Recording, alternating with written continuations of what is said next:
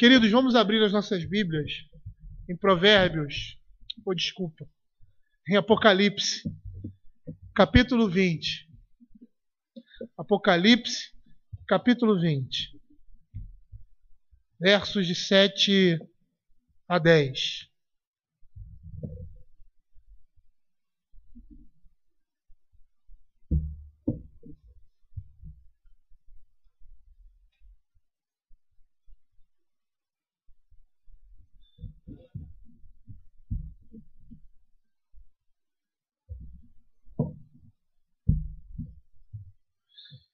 Diz assim a palavra do Senhor: quando, porém, se completarem os 1000 anos, Satanás será solto da sua prisão e sairá a seduzir as nações que há nos 4 cantos da terra, Gog e Magog, a fim de reuni-las para a peleja. O número dessas é como a areia do mar. Marcharam então pela superfície da terra e sitiaram o acampamento dos santos e a cidade querida. Desceu, porém, fogo do céu e os consumiu. O diabo, o sedutor deles, foi lançado para dentro do lago de fogo e enxofre, onde se encontram não só a besta, como também o falso profeta, e serão atormentados dia e noite pelos séculos dos séculos.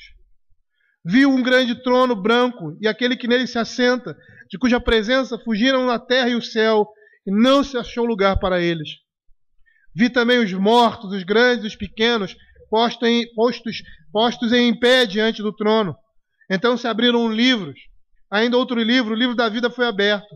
E os mortos foram julgados, segundo as suas obras, conforme o que se acha escrito nos livros. Deu o mar os mortos que nele estavam. A morte e o além entregaram os mortos que neles havia. E foram julgados um por um, segundo as suas obras. Então a morte e o inferno foram lançados para dentro do lago de fogo. Esta é a segunda morte, o lago de fogo. E se alguém não foi achado inscrito no livro da vida, esse foi lançado para dentro do lago de fogo. Vamos orar. Senhor Deus, queremos te pedir, ó Pai, orientação para ouvirmos a Tua palavra. Que o Senhor esteja iluminando os nossos olhos, ó Senhor Deus, o nosso coração, para percebermos aquilo que muitas vezes, com os olhos da carne, nós não conseguimos perceber. Senhor, que o Teu Espírito Santo fale aos nossos corações através da Tua palavra e esteja confirmando a cada dia mais e mais a certeza da nossa salvação. E que assim, ó Pai, estejamos glorificando a Deus nas nossas vidas neste mundo, aguardando, como diz o apóstolo, aguardando e apressando a vinda do nosso Senhor e Salvador Jesus Cristo. Fica conosco, Senhor Deus. Nos dá entendimento. O entendimento que vem do Teu Espírito Santo, da Tua palavra. As palavras que estão escritas aqui. Abre os nossos olhos para entendermos com o nosso coração. E vivermos na expectativa, na esperança e fundamentados nas Tuas verdades eternas. Em nome de Jesus. Amém. Nós vimos que o capítulo 20, ele, de certa forma, ele é uma retomada de tudo que nós vimos anteriormente nos capítulos que antecedem o capítulo 20. Nós percebemos claramente aqui a maneira como João repete o mesmo tema e acrescenta detalhes a esses relatos que já haviam sido feitos, mas uma ótica particular. Ou seja, nós vimos ali, nos capítulos anteriores, a batalha do Armagedon. Como nós vamos ver, verso 19 do capítulo 19, do verso 11 até o verso 21, essa batalha sendo descrita. No capítulo 16, mais uma vez essa batalha sendo descrita. E nós vimos que há repetição de assuntos aqui e da narrativa que foi feita anteriormente, mas agora com detalhes diferentes, ou numa perspectiva diferente, acrescentando alguns detalhes que anteriormente não haviam sido acrescentados. Esse é o terceiro quadro E nesse terceiro quadro, o apóstolo está falando da soltura de Satanás. E não somente da soltura de Satanás, da sua derrota, do tempo em que ele engana as nações, para que as nações se levantem contra a igreja e contra Cristo. E nós vimos isso anteriormente, de uma outra perspectiva, ali falando sobre a besta que emerge no mar. Ali no capítulo 16, nós vimos o selo sendo aberto, o último flagelo, o sexto flagelo sendo derramado, e Satanás se voltando juntamente com a besta, o anticristo, para enganar as nações. É isso que nós estamos vendo aqui. Nós estamos vendo reiteradamente a mesma narrativa, o mesmo fato, mas agora se voltando exclusivamente. A ênfase agora é em Satanás. Satanás marcha contra a igreja e ele é derrotado. E é isso que esses versos de 7 a 10 vão mostrar. A derrota de Satanás, a sua marcha contra a igreja, a sua derrota completa e ele sendo lançado no lago que arde de fogo e enxofre. É muito interessante e revelador o que eu li quando estava preparando esse sermão. Lembrei, estava manuseando a revista dos Puritanos e havia um artigo, um pequeno artigo, chamado O Ministro Preparado pela Tentação, do reverendo Donald McFarlane, que diz assim: se o tentador soubesse que ele estava, através de suas tentações, preparando os servos de Deus para destruir seu próprio reino, ele não se ocuparia em atormentá-los. Se você visse um homem tentando quebrar uma grande rocha, batendo sua cabeça contra ela, você diria àquele homem, você é um grande tolo, você só está se machucando. Assim é com Satanás. Em tudo que ele faz para destruir o reino de Cristo, ele somente opera para a destruição do seu próprio reino. Seus agentes são tão tolos quanto ele próprio. Eles são excessivamente laboriosos em seus esforços e artifícios para derrotar o reino de Cristo e estão em tudo que fazem, trabalhando para a sua própria e eterna ruína. E é interessante porque é o que nós estamos vendo aqui. É o que vemos na leitura de Apocalipse, como percebemos lá em Apocalipse capítulo 16, verso 12 seguinte, quando o sexto selo é derramado, o sexto flagelo é derramado, e esse flagelo ou essa taça é derramada por quem? Quem é que derrama isso? É o próprio Deus. E o texto diz que ao derramar esse flagelo, o grande rio Eufrates, cujas águas secam para que se prepare o caminho dos reis que vem do lado do nascente do sol.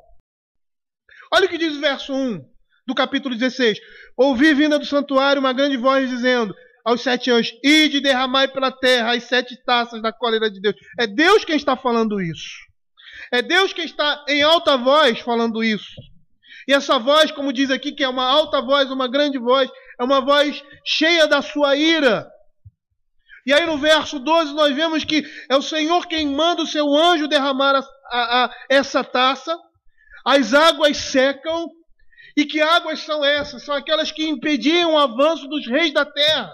Ou seja, a barreira natural é removida para que as forças destrutivas de Satanás avancem sem impedimento de um lugar para outro para a sua própria destruição. Há uma relação muito grande com esse texto, com 2 Tessalonicenses, capítulo 2, verso 7. Prestem atenção no que diz. Com efeito, o ministério da iniquidade já opera e aguarda somente que seja afastado aquele que agora o detém. Todas as ações de Satanás que aparentemente aos nossos olhos parecem que o reino das trevas está avançando, na realidade tudo que ele faz faz com que o seu reino seja precipitado para a destruição. Ele não está avançando para a vitória. Ele está avançando para a sua própria destruição. Ele está se lançando ladeira abaixo para a sua completa destruição. O que nós temos aqui, por exemplo, no Apocalipse capítulo 20, de diferente nesse relato, é a prisão de Satanás. Aqui vemos a soltura de Satanás e sua ação desesperada, que representa o seu próprio fim. Se nós olharmos lá Apocalipse capítulo 12, lá no finalzinho da segunda parte do capítulo 12, quando ele diz que Satanás foi expulso do céu e ele agora está na terra desesperado, porque sabe que o seu tempo é chegado. O quadro que nós estamos vendo agora é uma representação de Satanás deflagrando guerra contra Deus. E ele deflagra essa guerra para a sua própria destruição.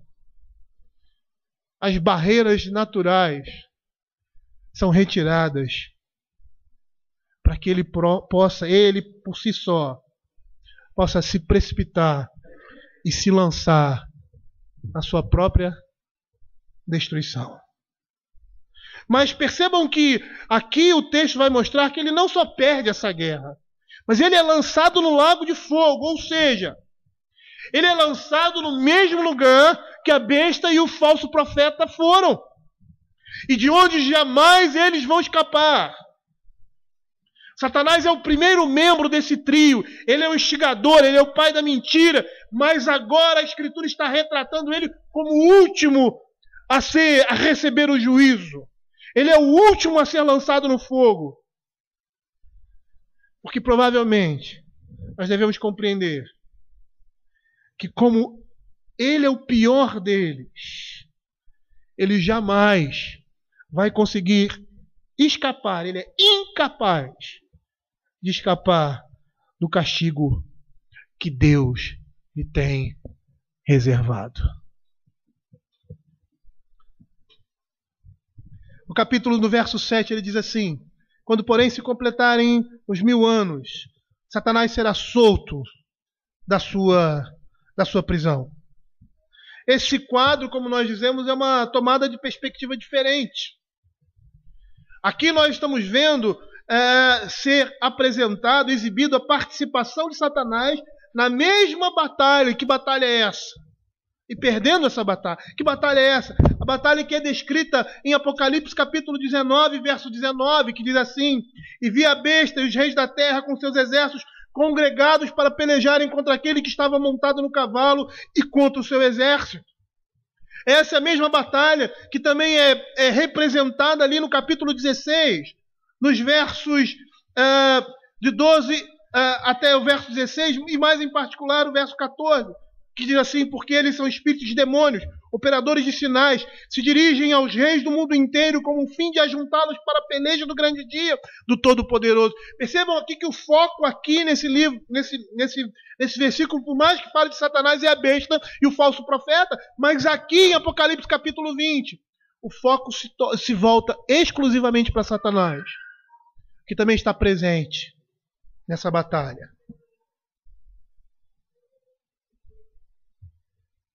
Nós vamos perceber, queridos, que próximo ao fim do período da ascensão de Cristo e o seu regresso, ou seja, o fim dessa era, próximo das portas do Senhor Jesus voltar, Satanás será liberado das suas restrições. Quando, porém, se completarem os 1000 anos, Satanás será solto da sua prisão. Esse relato ele mostra algo semelhante em Apocalipse capítulo 11, verso 7, quando tiverem então concluído o testemunho que devem dar, a besta que surge do abismo pelejará contra eles e as vencerá e matará. É interessante nós percebermos aqui no texto bíblico que Satanás não força a sua soltura.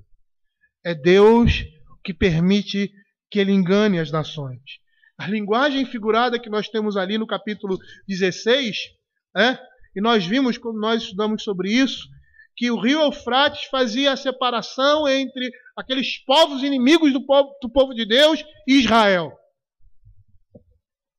E quando essa barreira natural, como diz ali em Tessalonicenses, que o espírito do erro opera agora, mas está detido, aguardando só aquele que o retém.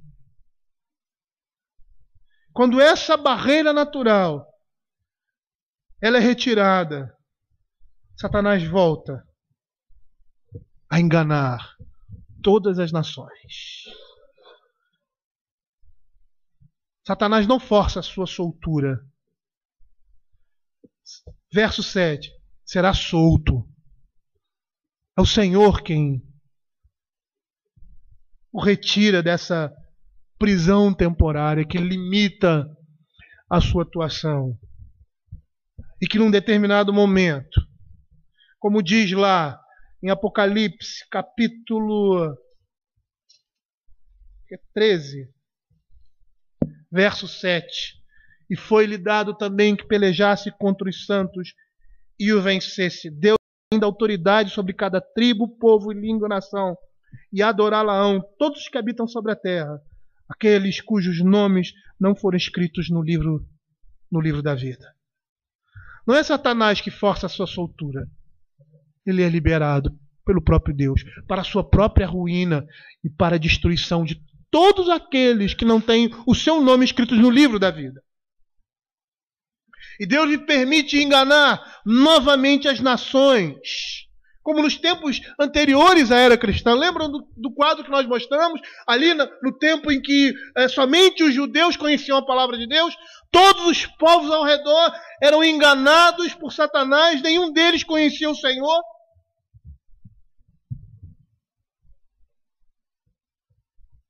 E é isso que vai acontecer no final dos tempos. Satanás vai voltar a enganar as nações. Os homens serão enganados pelas mentiras de Satanás e desse mundo. Como bem dito em 2 Tessalonicenses, capítulo 2, de 9 a 12, que diz assim: Ora, o aparecimento do iníquo é segundo a eficácia de Satanás, com todo poder e sinais e prodígios de mentira, e com todo engano de injustiça aos que perecem, porque não acolheram o amor da verdade para serem salvos. É por esse motivo, pois, que Deus lhes manda a operação do erro, para darem crédito à mentira, a fim de serem julgados todos quantos não deram crédito à verdade. Antes, pelo contrário, deleitaram-se com a injustiça. Isso significa que ele pode difundir, Satanás vai poder difundir a falsidade com toda a amplitude, desencaminhando as massas da humanidade e deflagrando uma guerra contra o povo de Deus. E aí no verso 8 ele diz assim: e sairá a seduzir as nações, ele enganará as nações que estão nos 4 cantos da terra. E ele vai controlar as massas com a sua mentira. É isso que nós vemos em textos de Apocalipse capítulo 16, verso 13 e 14. Então vi sair da boca do dragão, da besta e do falso profeta 3 espíritos imundos, semelhantes a rãs, ou seja, espíritos enganadores. Porque são espíritos de demônios, operadores de sinais, vão se dirigir para quem? Aos reis de todo o mundo, com o fim de ajuntá-los para a peleja. Satanás irá seduzir as nações. Ele vai ser-lhe dado pouco tempo, comparando os que nós vimos lá em Apocalipse capítulo 20. Pouco tempo lhe é dado comparado ao milênio ou aos 1000 anos em que a igreja está reinando.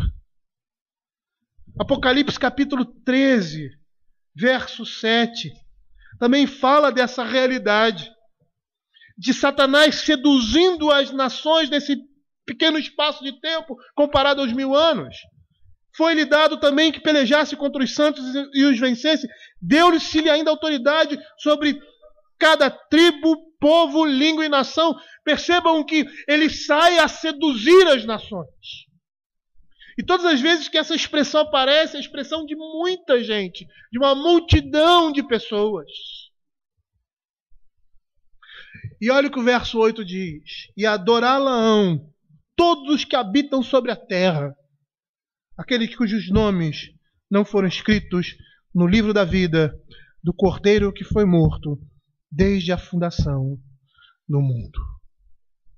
Significa dizer que todos aqueles que não são crentes, todos aqueles que não temem ao Senhor e que não amam ao Senhor, serão seduzidos pelas mentiras de Satanás.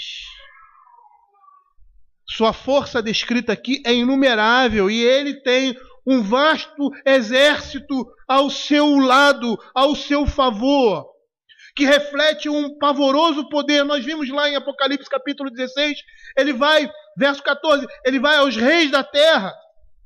No capítulo 19, e no verso 19, diz assim: e vi a besta e os reis da terra com seus exércitos congregados para pelejarem contra aquele que estava montado no cavalo e contra o seu exército. Ou seja, dessa forma, todo mundo não cristão, do Oriente ao Ocidente, do Norte ao Sul, estará debaixo do controle de Satanás. E por que isso? Porque não deram crédito à verdade. Como diz o apóstolo Paulo ali, como juízo de Deus na vida deles. Atualmente, nós vamos ver que as religiões não cristãs, unidas ao mundanismo, ao secularismo dos nossos dias, elas estão marchando à frente da mentira. Elas estão levando os homens a viverem em trevas espirituais. E esses perseguem ferozmente os crentes em todos os lugares desse nosso mundo. No verso 8 ele diz assim: e sairá a seduzir as nações que há nos quatro cantos da terra, Gog e Magog, a fim de reuni-las para a peleja. O número delas é como a areia do mar. Satanás tem ao seu lado uma numerosa multidão. E a expressão que é usada aqui, Gog e Magog, é retirada do livro de Ezequiel, no seu capítulo 38 e 39. E a batalha descrita ali é semelhante em tudo a que vemos no livro de Apocalipse. Olha o que diz, abre aí, Ezequiel, capítulo 38, verso 14 a 23. Ezequiel 38, 14 a 23. Gog invadirá Israel. Portanto, ó filho do homem, profetiza e diz a Gog: assim diz o Senhor Deus, acaso naquele dia, quando meu povo de Israel habitar seguro, não saberás tu? Virás, pois, do teu lugar, dos lados do norte, tu e muitos povos contigo, montados todos a cavalo, grande multidão e poderoso exército. E subirás contra o meu povo de Israel, como nuvem, para cobrir a terra. Nos últimos dias, hei de trazer-te contra a minha terra, para que as nações me conheçam a mim, quando eu tiver vindicado a minha santidade em ti, ó Gog, perante elas. Assim diz o Senhor: não és tu aquele de quem eu disse nos dias antigos, por intermédio dos meus servos, os profetas de Israel, os quais então profetizaram durante anos que te faria vir contra eles? Naquele dia, quando vier Gog contra a terra de Israel, diz o Senhor: Deus, a minha indignação será muito grande, pois no meu zelo, no brasume do meu furor, disse que naquele dia será fortemente sacudida a terra de Israel, de tal sorte que os peixes do mar e as aves dos céus, e os animais do campo, e todos os répteis que se arrastam sobre a terra, e todos os homens que estão sobre a face da terra, tremerão diante da minha presença, os montes serão deitados abaixo, os precipícios se desfarão, e todos os muros desabarão por terra. Chamarei Gog a espada, e todos os meus montes, diz o Senhor. A espada de cada um se voltará contra o seu próximo. Contenderei com ele por meio da peste e do sangue. Chuva inundante, grande pedra de saraiva, fogo, enxofre farei cair sobre eles, sobre as suas tropas e seus muitos povos que estiverem com ele. Assim eu me engrandecerei, vindicarei a minha santidade e me darei a conhecer aos olhos de muitas nações, e saberão que eu sou o Senhor. Percebam que o que Ezequiel está profetizando aqui não é especificamente por um tempo ou aquelas nações que estavam ali, e eu vou falar sobre isso. Mas o que nós temos profetizado ali em Ezequiel é o que está sendo dito em Apocalipse. Ezequiel está falando uma profecia para os nossos tempos. A expressão Gog é o nome de um príncipe, líder de vários grupos étnicos confederados. Como nós vamos ver lá no início do capítulo 38 de Ezequiel, Ros, Meseque e Tubal, descendentes de Adão. Magog significa a terra de Gog. E essa região é uma região incerta. Naqueles tempos, nos tempos de Ezequiel, seria a região da Anatólia Ocidental, ou seja, uma região que cobre atualmente grande parte da Turquia moderna, ou seja, da Ásia Menor. Povos que representavam essa cultura, essas culturas, seriam os povos assírios, os hititas, acadianos e atianos, representavam povos dessa região. O Império Bizantino ficava ali, naquela região, localizava-se ali. Esses nomes aqui não se referem a nações em particular, porque Gog e Magog não pode ser identificada precisamente, mas representam as pessoas envolvidas na batalha final.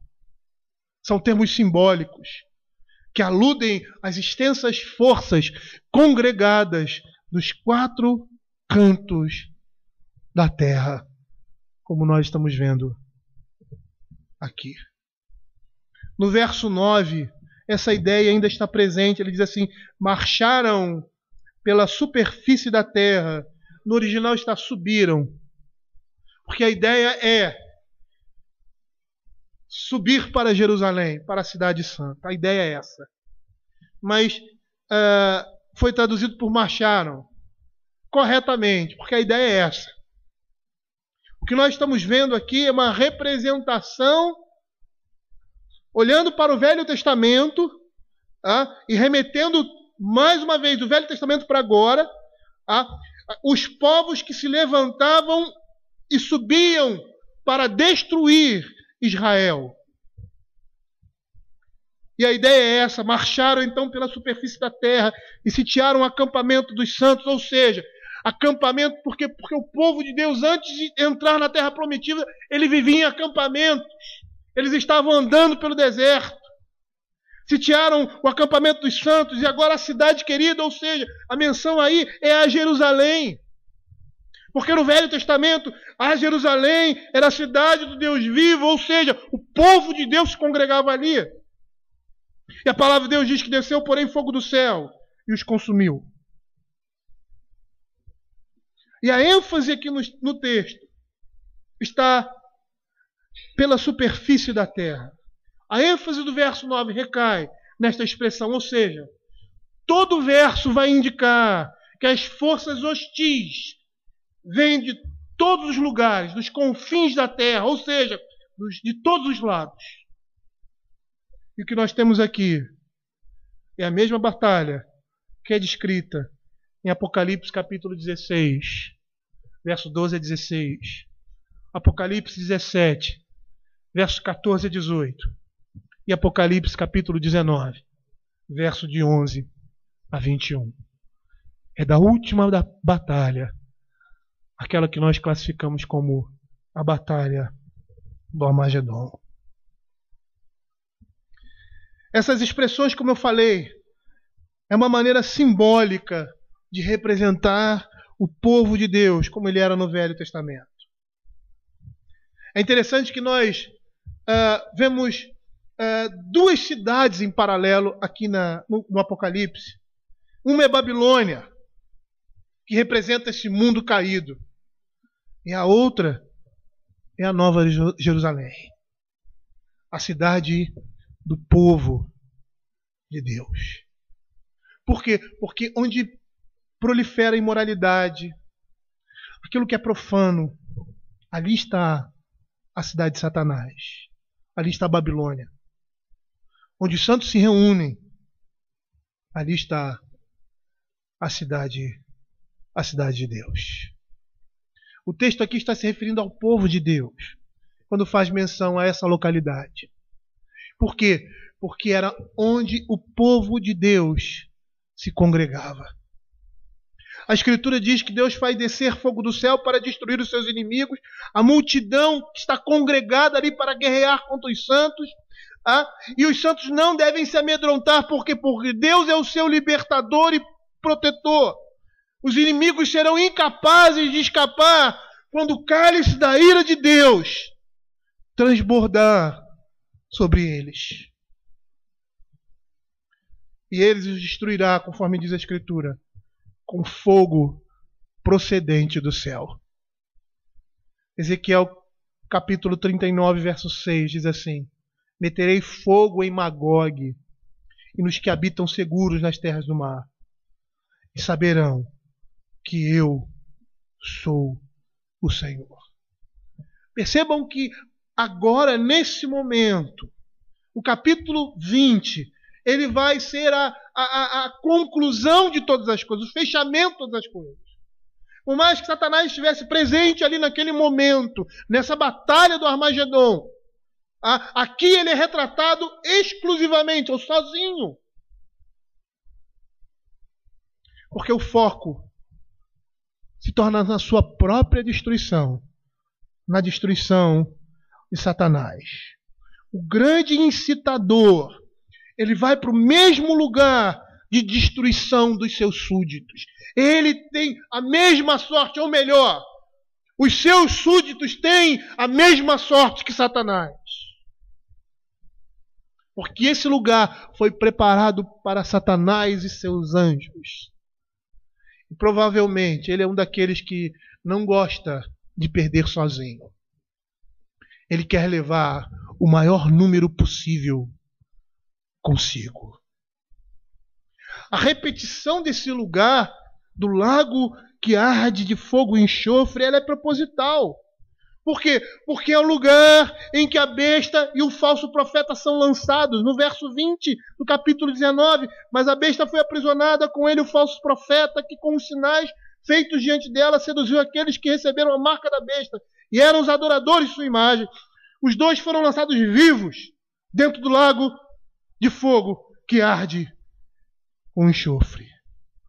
É proposital. Satanás está indo para o mesmo lugar. Ele tem a mesma sorte. Tem o mesmo fim. Porque Satanás é retratado na Escritura, principalmente no livro de Apocalipse, como um grande perdedor, como um grande derrotado. Alguém que inicialmente buscou destruir o menino, ali em Apocalipse capítulo 12, verso 5, e falhou. Moveu guerra com o céu e perdeu. Agora é preso e conservado no abismo. E por fim, é lançado no lago de fogo e enxofre. O trio infame agora junto serão atormentados de dia e de noite pelos séculos sem fim. Satanás, a besta e o falso profeta.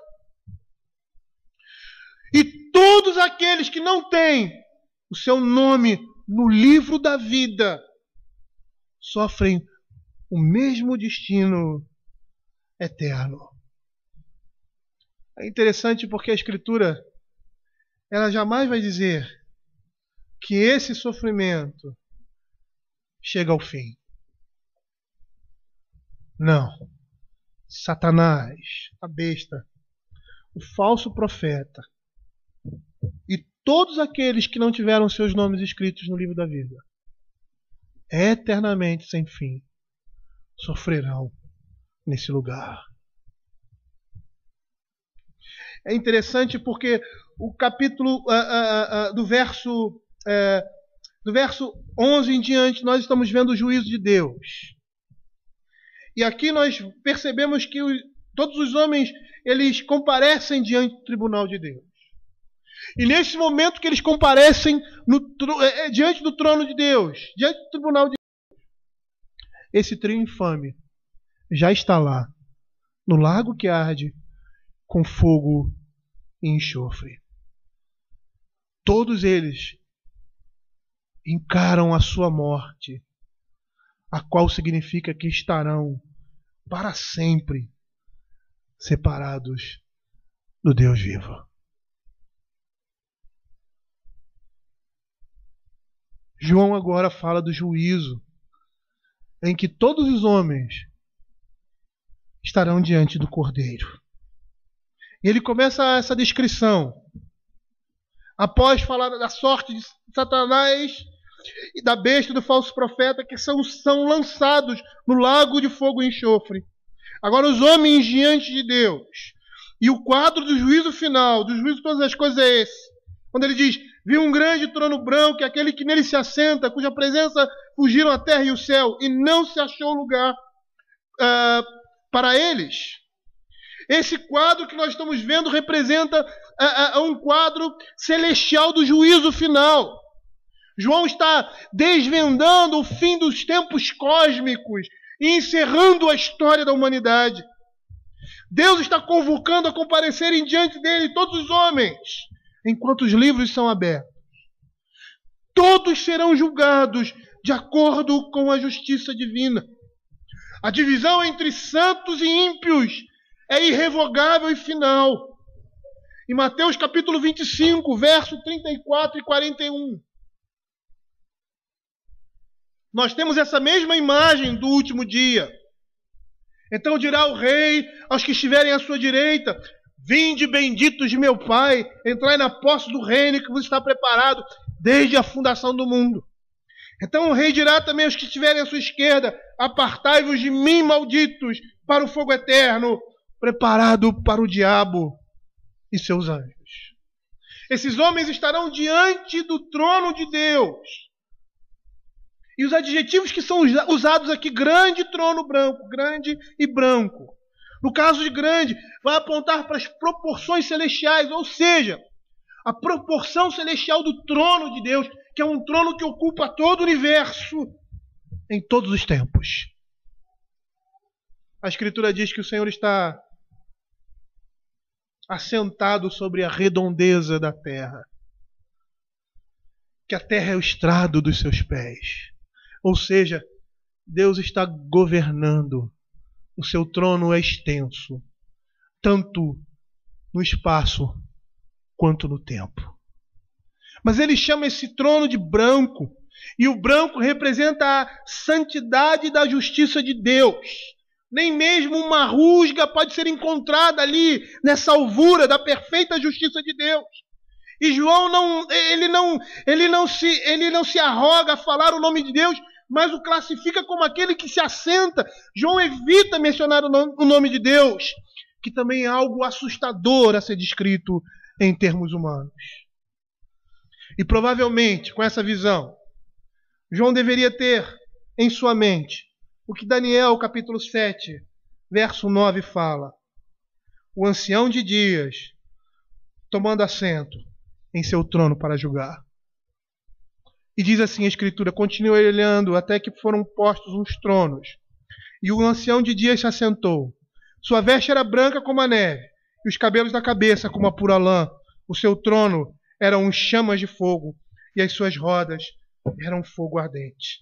A palavra de Deus diz que nesse momento a terra e o céu fogem, ou seja, quando o dia do juízo chegar, a criação será afetada de tal forma, de tal maneira, que a terra sofrerá uma completa mudança.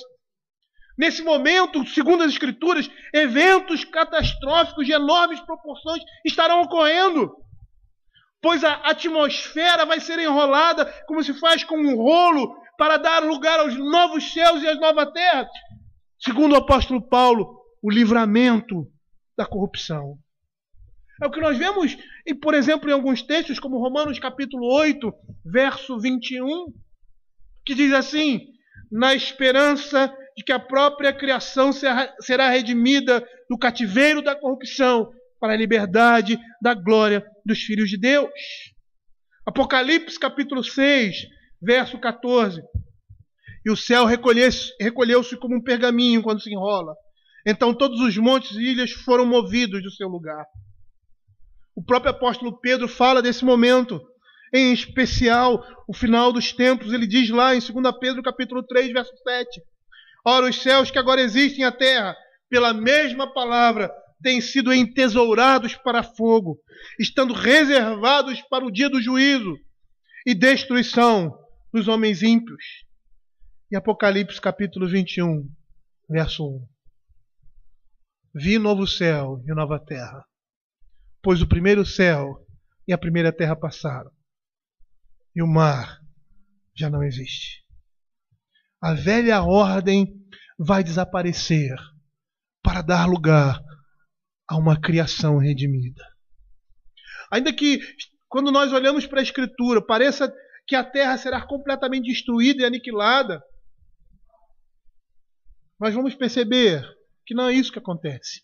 A terra será fundida, porém não eliminada. Ela será restaurada. A terra será renovada, dando lugar ao que é novo. Não uma nova criação propriamente dita, mas uma criação redimida. Os efeitos da antiga ordem serão completamente removidos. No verso 12, diante desse tribunal celestial, ele diz assim: vi também os mortos, os grandes e os pequenos, posto em pé diante do trono. Então se abriram os livros, ainda outro livro, o livro da vida foi aberto, e os mortos foram julgados segundo as suas obras, conforme o que se acha escrito nos livros. E agora o que nós estamos vendo, João está contemplando todos os mortos diante de Deus, todos os que morreram compareceram diante do tribunal de Deus, comparecendo diante do tribunal. Eles vão receber uma sentença segundo as suas obras, segundo as obras de cada um, como está escrito nos livros. E esses livros contêm os registros das obras, dos feitos dos homens. Porque o Senhor conhece todas as nossas obras e vai nos retribuir, cada um, segundo os seus feitos. É isso que a palavra de Deus diz. Por exemplo, em Apocalipse capítulo 2, verso 23, matarei os seus filhos, e todas as igrejas conhecerão que eu sou aquele que sonda mentes e corações, e vos darei a cada um segundo as vossas obras. Apocalipse ainda 18, verso 6, dá-lhe em retribuição, como também ela lhe retribui. Pagai-lhe em dobro as suas obras, e no cálice em que ela misturou bebida, misturai dobrado para ela. Apocalipse capítulo 22, verso 12. Eis que venho sem demora, e comigo está o galardão que tenho para retribuir a cada um segundo as suas obras. E nós vemos também no Salmo 28, verso 4. Paga-lhe segundo as suas obras, segundo a malícia dos seus atos. Dá-lhes conforme a obra de suas mãos, retribui-lhes o que merecem. Salmo 62, 2. A ti, Senhor, pertence a graça, pois a cada um retribuis segundo as suas obras. E por último, Romanos capítulo 2, verso 6. Que retribuirá a cada um segundo o seu procedimento a vida eterna aos que, perseverando em fazer o bem, procuram glória, honra e incorruptibilidade, mas ira e indignação aos facciosos que desobedecem à verdade e obedecem à justiça. Por que eu li todos esses textos? Porque todos os homens, indistintamente, serão julgados em conformidade com os seus feitos. E uma pessoa só será julgada e declarada culpada sobre esta base, se o seu nome não estiver escrito no livro da vida. Eu tive um impasse aqui nesse texto. Eu vi todos os comentários que eu li, dizem uma coisa. E eu não consigo ver isso aqui. Não estou dizendo que eu sou melhor do que eles. Não. Pelo contrário, né? Sou eu que bebo deles. Mas, diferente da opinião dos comentaristas, que dizem que esses mortos aqui são todos crentes e incrédulos, porque a ênfase aqui está em todos aqueles que morreram, eu creio que aqui a ênfase está no julgamento dos ímpios. Apesar de sabermos que todos nós vamos comparecer diante do tribunal de Cristo, creio que está em foco aqui, até pelo próprio contexto aqui do Apocalipse 20, eu posso estar errado. Creio que está em foco aqui é a condenação dos ímpios e o juízo de Deus sobre todas as coisas. Por quê? Porque no tempo oportuno eles não deram graças a Deus e nem se arrependeram dos seus pecados, buscando na justiça de Deus a sua justificação. Apesar de, nesse momento, todos estarem presentes diante do trono de Deus, eu creio que esse cenário se volta exclusivamente para os incrédulos e descrentes.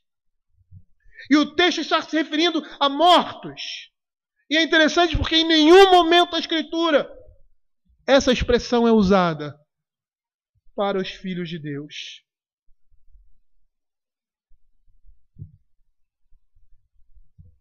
Eu creio que aqui, no juízo final, no final de todas as coisas, ele não iria fazer menção aos crentes como mortos. Lá em Mateus capítulo 22, verso 32, o texto que fala dos saduceus e da ressurreição, ele diz assim: eu sou o Deus de Abraão, o Deus de Isaac e o Deus de Jacó. Ele não é Deus de mortos, e sim de vivos. No verso 3 ele diz: deu o mar os mortos, o que nele estava. A morte e o além entregaram os mortos que nele havia, e foram julgados um por um, segundo as suas obras. Percebam que os homens serão julgados segundo as suas obras. A referência que nós temos aqui é a ressurreição geral de todos os mortos. A totalidade da Bíblia ensina que haverá uma ressurreição dos corpos dos crentes e dos não crentes no mesmo momento. É o que você vê em João capítulo 5, verso 28 e 29, que diz assim: não vos maravilheis disso, porque vem a hora em que todos que se acham nos túmulos ouvirão a sua voz e sairão. Os que tiverem feito bem para a ressurreição da vida, e os que tiverem praticado o mal para a ressurreição do juízo. O mar devolve os seus mortos, bem como a morte e o além. Ou seja, o inferno, o lugar dos mortos de sofrimento. E a Escritura diz que eles foram julgados. Todos serão julgados segundo a lei de Deus. Todos aqueles que vivem em pecado estão debaixo da condenação da lei. Porque a lei é um veredito contra o homem. A lei diz que o homem está em pecado e não pode agradar a Deus. O apóstolo Paulo diz ali em 1 Coríntios, capítulo 15, verso 56, o texto que nós lemos hoje de manhã, que ele fala sobre a ressurreição, e ele diz que o aguilhão da morte é o pecado, e a força do pecado é a lei. Por que a força do pecado é a lei? Porque a lei diz que nós somos pecadores, a lei diz que nós estamos condenados diante de Deus. A lei mostra a santidade de Deus. Lá em Romanos, capítulo 1, verso de 1 a 4, diz assim: agora, pois, já nenhuma condenação há para os que estão em Cristo Jesus, porque a lei do Espírito da vida em Cristo Jesus te livrou da lei do pecado e da morte. Porque o que for impossível à lei, no que estava enferma pela carne, isso fez Deus, enviando seu próprio Filho, em semelhança de carne pecaminosa, e no tocante ao pecado, e com efeito condenou Deus na carne o pecado, a fim de que o preceito da lei se cumprisse em nós, que não andamos segundo a carne, mas segundo o Espírito. Os homens serão julgados, todos os homens serão julgados segundo a lei, conforme as suas obras. Lei essa que eles deveriam amar e obedecer nesse mundo. Está no Salmo 119, verso 97, 63 e 163. Olha o que o salmista diz. Quanto amo a tua lei. É a minha meditação todo dia. Salmo 119, 163. Abomino e detesto a mentira, porém amo a tua lei. Existem muitos crentes que têm medo desse dia. Erradamente. Você pode imaginar essa cena? Vamos imaginar. Se podemos fazer assim, segundo os escritos da palavra de Deus. Ali em Mateus capítulo 25, ele diz que separa uns para a direita e um à esquerda. Você pode reparar essa, ou melhor, imaginar essa cena. Vamos dizer que seja uma multidão, e que é toda junta, se encaminhando para o tribunal. E antes dessa separação, antes de vermos quem está à direita e à esquerda, porque ele diz que ele vai separar os cabritos do cordeiro. Então todos estão juntos. Aparentemente, essa seria a imagem. Todos comparecendo diante do tribunal de Deus. Você já imaginou essa cena? Aí no meio daquela multidão, assim, corpos glorificados, vestes resplandecentes, ao lado de mortos-vivos, homens e mulheres que foram ressuscitados, agora tem um corpo eterno, que nunca mais vai morrer, mas corruptível. Um corpo em que eles vão sofrer eternamente no inferno. E aquela multidão, e no meio daquela multidão, os crentes e todos juntos se aproximando do trono de Deus. Mas há uma grande diferença aí.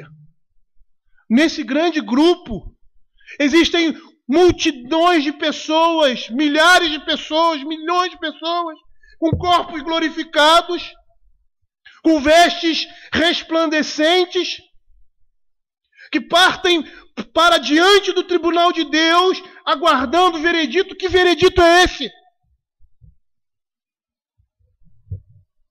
Muitos desses estavam descansando das suas obras e agora receberam um corpo glorificado e estão na presença do Todo-Poderoso. Outros agora recebem um refrigério de suas almas por terem vivido os tempos da grande tribulação. Eu não sei como é que eles estavam aguardando o veredito, mas provavelmente no meio dessa multidão, entre aqueles que brilhavam com corpos incorruptíveis, com roupas resplandecentes, que mostravam a santidade e o lavar purificador do Cordeiro nas suas vidas, ao lado de gente morta, sendo separado e dividido. E o Senhor separando, colocando à direita os seus servos e à esquerda aqueles que serão condenados. Percebam que é uma visão completamente diferente do que às vezes nós pensamos. Muita gente acha que estaremos diante do Senhor ali no tribunal com medo, porque o Senhor vai abrir os livros e vai falar de tudo que nós fizemos. Na realidade, queridos, isso não é uma verdade. Por quê? Porque esses livros, eles estarão manchados de sangue. Do sangue do Cordeiro. Porque os nossos nomes estarão no livro da vida. Do lado esquerdo vai estar os que ressuscitam para a condenação eterna. Seus corpos não são incorruptíveis. Serão corpos diferentes do que eles possuem agora. porque irão sofrer eternamente com seu corpo e a sua alma no lago de fogo e enxofre. Eles esperam o veredito de culpado. Mas de onde eles estão vindo? Eles estão vindo do lugar de ter tormento, do inferno. Eles estão vindo da grande tribulação, ou seja, da batalha do Armagedon, onde eles foram mortos e completamente destruídos pelo sopro que sai da boca de Deus e foram ressuscitados. Eles chegam diante do tribunal de Deus como desesperados e perdedores, sabendo que o juízo de Deus será consumado na sua vida. Enquanto os santos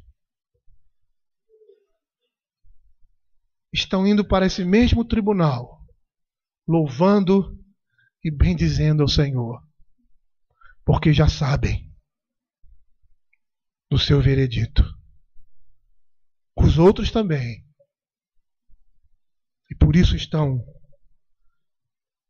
desesperados. Porque para eles cabe o lago que arde de fogo e enxofre. Porque eles rejeitaram a Deus nesse mundo. E agora eles vão sofrer eterna redenção. Ou melhor, eterna rejeição. No verso 14 diz assim: então a morte e o inferno foram lançados para dentro do lago de fogo. Esta é a segunda morte, o lago de fogo. É interessante porque eles são vistos aqui personificados. João explica que o lago de fogo representa a segunda morte. Ao lançar a morte e o lugar dos mortos, ou seja, o inferno, dentro do lago, ele quer dizer que a autoridade que eles exerciam não existe mais. Não existe mais. O inferno sempre acompanhava a morte. A morte tragava os homens que não estão escritos no livro e lançava-os no inferno. Lá em 1 Coríntios capítulo 15, verso 55, a palavra de Deus vai dizer assim: onde está a morte, a tua vitória? Onde está a morte, o teu aguilhão? Onde está a morte, a tua vitória? Por quê? Porque tragada foi a morte pela vitória. Agora, a autoridade da morte, é isso que essa figura vai mostrar, e do inferno continua no lago de fogo e enxofre. Agora, tanto o corpo como o espírito irão sofrer eternamente. E mais uma vez, ao terminar esse capítulo, João enfatiza que aqueles que foram lançados no lago de fogo são aqueles que não tiveram os seus nomes escritos no livro da vida. O conforto que nós recebemos é que nós vamos para o juízo de Deus, glorificando a Deus, louvando a Deus. Estaremos na presença de Deus com corpos glorificados, com vestes resplandecentes, porque o Cordeiro de Deus vai nos apacentar.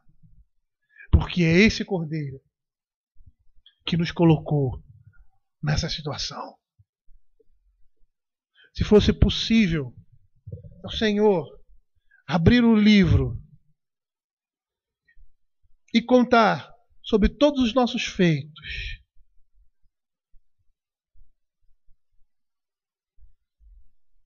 todos eles estariam justificados num único só: nos méritos de Cristo. Ele não leria o que nós cometemos, mas a leitura seria os feitos e os méritos de Cristo. Porque é nele, ou neles, que estão as nossas obras. A palavra de Deus diz que nós somos feitura dele, criados em Cristo Jesus para as boas obras. Nós somos nova criatura.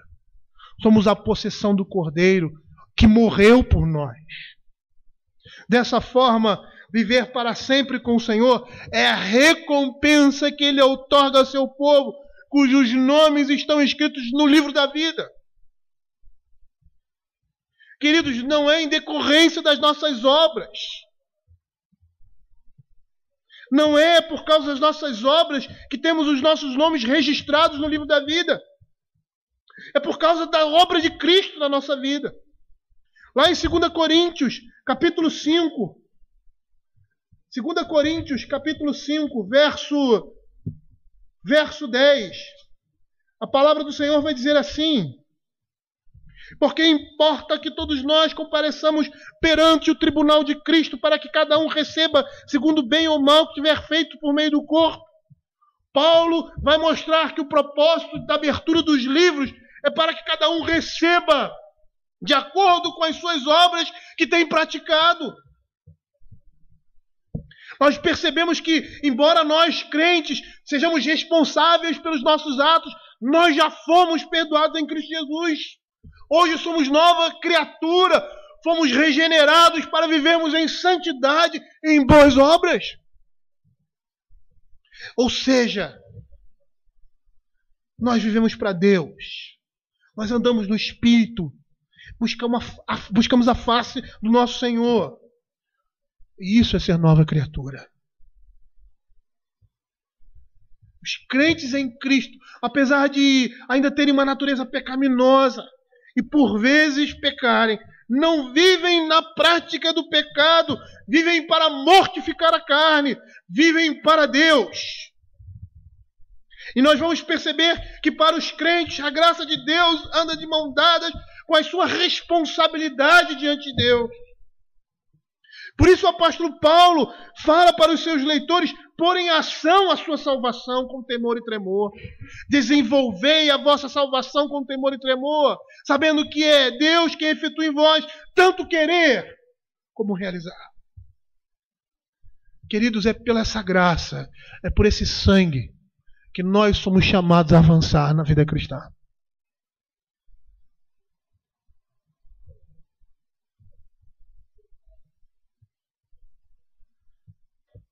Nós somos eleitos por Deus, mas somos chamados a viver uma vida de responsabilidade diante do Senhor. Soberania de Deus e responsabilidade humana, elas andam lado a lado. E a Escritura, ela evita resolver o mistério sobre onde as duas se irmanam.